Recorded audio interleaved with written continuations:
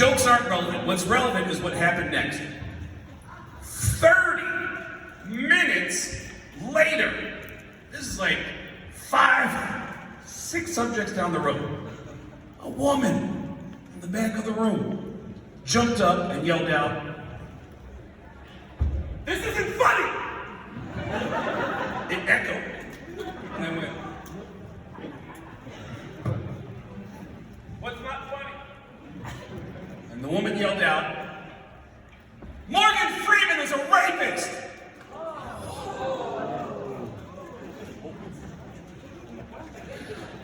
And that crowd reacted.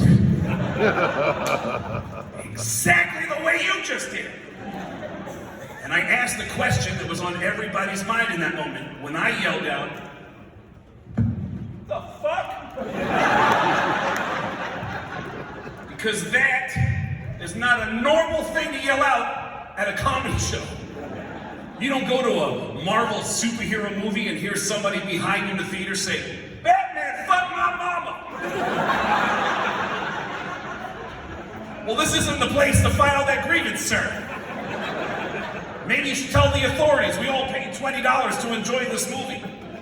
Someone needed to tell this woman, then say no. Nobody knew what she was talking about. She stood up on her feet and she yelled out a second time and said, "Morgan Freeman is a bad person." She got up and she walked out of the room. And her husband stayed. And in a move that haunts me to this day, this gentleman sat right in his seat and he stared at me while he was eating meatballs. Because they were on the menu.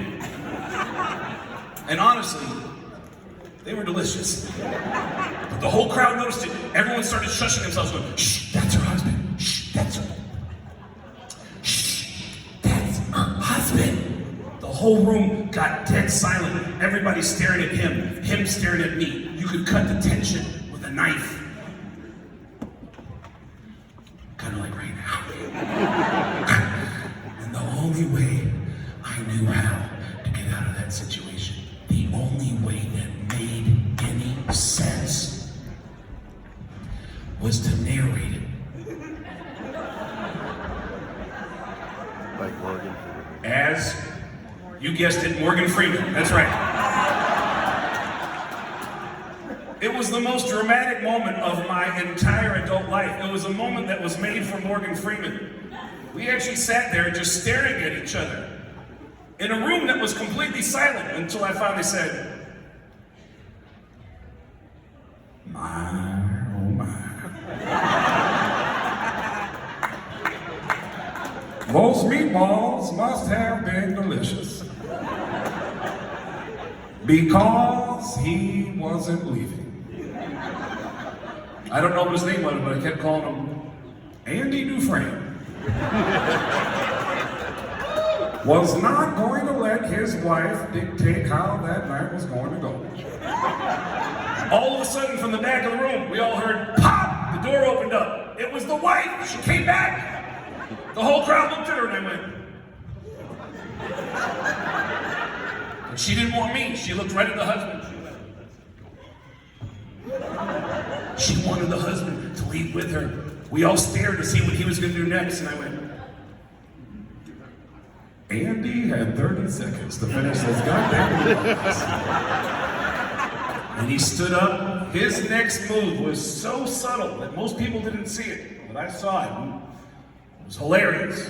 This guy defiantly ate one more meatball. Turned around, looked at me. Slowly worked his way out of the room. We all watched him go, and I went, "Andy was going to have to swim through a mile of shit." It turned out to be one of the best shows I've ever done in my life.